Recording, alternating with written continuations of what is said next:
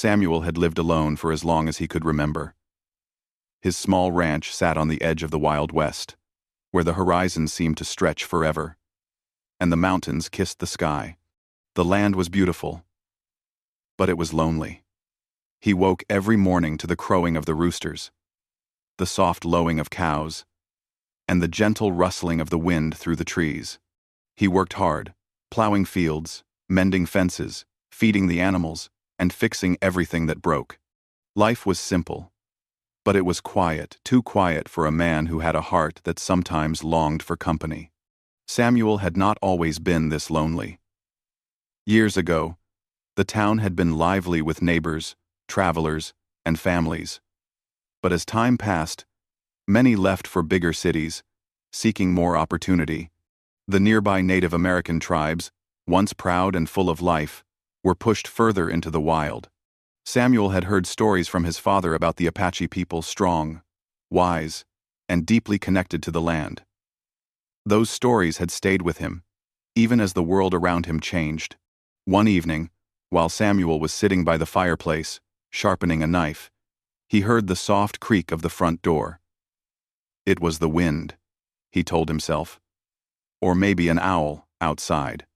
But it made him think about how empty the ranch had grown.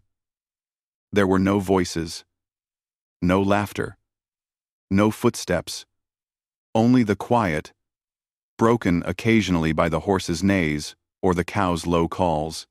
He sighed and looked at the wooden walls, thinking about how long he had been alone. It had been years since he had shared a meal with anyone. Years since someone had asked how he was, or told him a story of their day. The town still buzzed with news, and Samuel listened carefully whenever he visited the small store to buy supplies.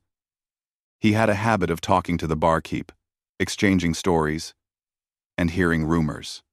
One day, he overheard something unusual. A few men were whispering about the last Apache woman left in the West. Some said she was hiding deep in the mountains, living free but alone. Others claimed she had been captured and was being sold to the highest bidder. He had heard of Native Americans being displaced, but never imagined anyone had survived alone. Curiosity gnawed at him, and he began asking discreet questions. Most townsfolk shrugged or shook their heads, unwilling to speak openly about her. A few older men, however, spoke with a sense of sadness and respect. "She's strong," one man said quietly. "The last of her people. Anyone who has her, well, that's more than just a woman. That's history. That's life itself." Samuel felt a strange mix of feelings: curiosity, sadness, and an unexpected longing. He had lived all his life among animals, earth, and sky.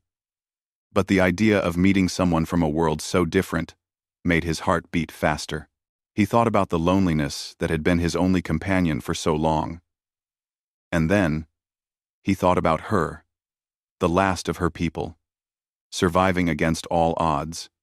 He wanted to see her, not to claim her, but to ensure she had a chance at safety, freedom, and perhaps even friendship. Weeks passed, and the auction was announced. Samuel traveled to the town, where it was to be held. The streets were filled with people eager for bargains and curious about the unusual item on the list. He saw men boasting about what they had bought, women whispering about treasures and trinkets, and then he saw her. She stood at the center of the hall, her eyes sharp and cautious. Her hair was dark, flowing like the night sky, and her skin bore the warmth of the sun. There was strength in her posture, even as chains held her wrists lightly. Samuel noticed that she did not flinch at the whispers or the stares of the crowd. Her gaze was steady, proud, and wary. She was unlike anyone he had ever seen. Samuel felt a sudden protective urge.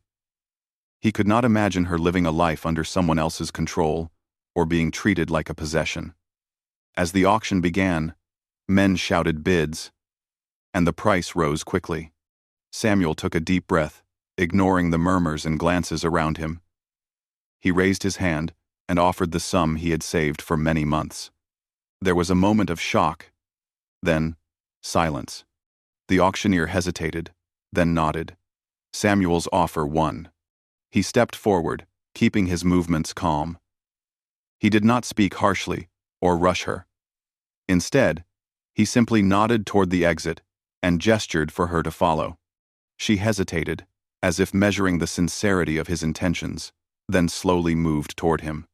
Samuel could see the tension in her shoulders, the way her eyes darted to the corners of the room, and he knew she had learned to expect betrayal. But he kept his voice soft, steady, and kind. "You are safe now," he said quietly. She did not respond immediately, only kept walking beside him. The journey back to his ranch was long. They traveled by horse and wagon, the open plains stretching endlessly around them. Samuel let her ride first, giving her the choice of where to sit, where to rest. He talked sparingly, mostly describing the land, the sky, and the animals they passed. Slowly, she began to relax, though her eyes never stopped scanning the horizon. Samuel respected her silence and gave her space, understanding that trust would not be gained quickly. By the time they reached the ranch, night had fallen. The sky was a canvas of stars, and the moon cast a silver glow over the fields. Samuel opened the gate and gestured for her to enter. She looked around, taking in the barn, the small cabin, and the fences. It was quiet, but it was home, at least for now. He offered her food and water, which she accepted cautiously. He did not force her to sit or eat. He simply left her to settle in, understanding that patience was more valuable than words. That night, Samuel lay awake in his bed, thinking about what had happened. He had bought her, yes, but more importantly, he had promised safety, freedom, and respect. He realized that for the first time in many years, he did not feel completely alone. There was someone else in his world now. Someone with thoughts, feelings, and a story that had survived against all odds. And he knew that their journey together had only just begun. Outside, the wind whispered through the trees, and the animals settled down for the night. Samuel felt a strange sense of hope, as if the quiet land around him had been waiting for this moment. He knew the days ahead would not be easy. Trust would take time, and the world outside might not understand their bond. But for the first time in years, Samuel looked forward to the morning. He thought about the sun rising over the fields, the possibility of conversation, learning, and perhaps even friendship. And somewhere in the cabin, Nayeli, the last Apache woman, sat quietly by the fire, her thoughts as deep as the night sky. She did not know what the future held, but she knew one thing. For the first time in a long time, she felt a small measure of safety. And in the Wild West, that was no small thing at all. The days after Nayeli arrived at Samuel's ranch were quiet at first. She kept to herself, moving cautiously around the cabin and barn, her eyes alert to every sound. Samuel gave her space, letting her explore the land in her own time. He worked outside, repairing fences, feeding animals, and plowing the fields, always mindful of her presence, always careful not to intrude. He spoke softly when he needed to, describing the animals, the crops, or the weather, but never pressuring her to respond. Slowly, she began to notice him not just as the man who had brought her here, but as someone who respected her, someone who treated her as a person rather than a curiosity or a possession. One morning, Samuel noticed that Nayeli was watching him from the edge of the barn, her dark eyes studying the horses as he groomed them. "Do you want to help?" he asked gently. She hesitated, then nodded slightly. Her first attempts were awkward, but Samuel encouraged her patiently, showing her how to hold the reins, how to stroke the animals without frightening them. She learned quickly, her hands steady and sure. Samuel admired her skill and her quiet determination. He realized that she was not only brave but clever, and she adapted to life on the ranch faster than he expected. As the days passed, Samuel and Nayeli began to share the land in small ways. He showed her how to plant crops, tend the garden, and care for the animals. She, in turn, taught him about the land in ways he had never imagined. She could read the tracks of wild animals, identify the signs of approaching weather, and find herbs and plants that could heal cuts, soothe fevers, or improve the taste of meals. Samuel listened and watched with fascination, realizing that her knowledge was a treasure he could not have learned from books or experience alone. Despite their growing trust, Nayeli remained cautious. She would sit near the edge of the woods in the evenings, listening to the sounds of the land, and sometimes humming softly to herself. Samuel never interrupted her, never asked why she sang or what she thought. He understood that trust could not be rushed. He admired her patience and her strength, and he often found himself staring at her, feeling a sense of wonder he had not felt in years. One day, a group of townsfolk came to the ranch. They had heard about the last Apache woman and were curious, some of them skeptical, others openly hostile. Samuel met them at the gate, his posture firm but calm. "She is my guest," he said. "She is safe here, and I expect you to respect that." The townsfolk muttered among themselves, some glaring, some whispering, but none dared step closer.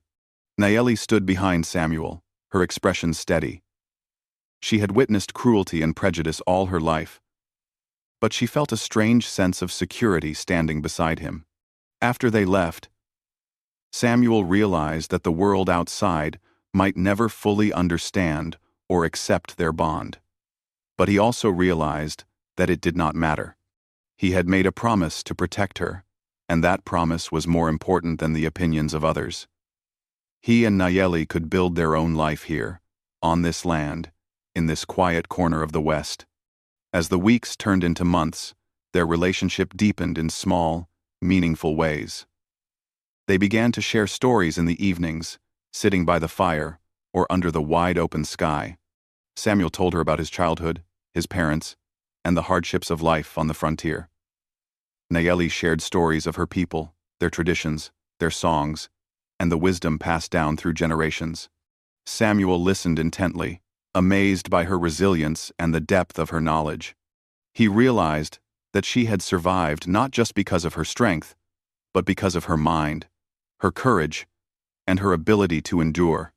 One evening, after a long day of work in the fields, Samuel found Nayeli sitting by the edge of the creek. She was washing herbs she had gathered, humming a soft tune. He sat beside her quietly, watching the water ripple over the stones. "You have taught me so much," he said softly. "I never knew the land could speak like this." Nayeli looked at him, her dark eyes thoughtful. "The land always speaks," she said.